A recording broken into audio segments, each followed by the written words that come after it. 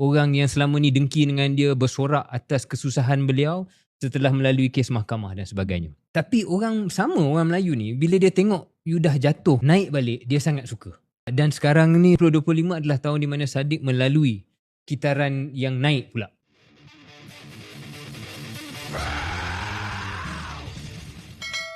Beliau pernah melalui satu era kejatuhan disebabkan kes mahkamah, tetapi pada tahun 2025 ini beliau bangkit dan berjaya menarik perhatian masyarakat yang sebelum ini pun bukan peminat politik.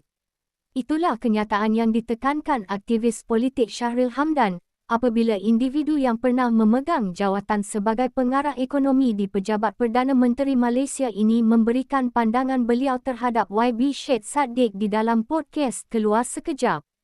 Menerusi potongan video yang dikongsikan TikToker Silent Mood itu, Syahril Hamdan mendedahkan YB Syed Saddiq pernah melalui beberapa fasa kehidupan sepanjang menjadi aktivis politik, iaitu fasa permulaan, kejatuhan dan kebangkitan semula.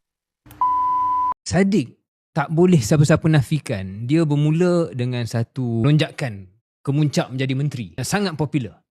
Dengan populariti tu ada orang yang merah mata lah, tak suka, dengki dan sebagainya. Dan mungkin beliau pun ada benda-benda yang saya rasa beliau akan akui tidaklah sempurna, terutamanya jadi menteri pada umur 20-an, siapa yang boleh buat dengan hebat. Betul. Pun. Beliau telah pun melalui satu era dalam 2-3 tahun kebelakangan ini di mana populariti beliau menjunam, jatuh sebenarnya. Dan ramai orang yang dulu suka dia, mula kutuk dia. Orang yang selama ni dengki dengan dia, bersorak atas kesusahan beliau setelah melalui kes mahkamah dan sebagainya. Tapi orang Melayu ni, bila dia tengok you dah jatuh, naik balik, dia sangat suka. Dan sekarang ni 2025 adalah tahun di mana Saddiq melalui kitaran yang naik pula.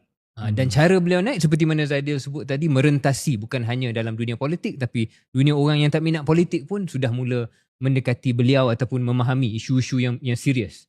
Honestly, dia buat dengan cara yang mana integriti dia tidak boleh dipertikaikan.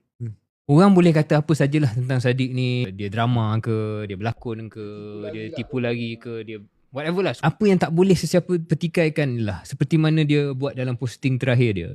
Dalam kesusahan kes mahkamah dia, sepaham saya, dia tak pernah cuba untuk buat apa-apa deal dengan mana-mana pihak yang boleh dibuat deal tu.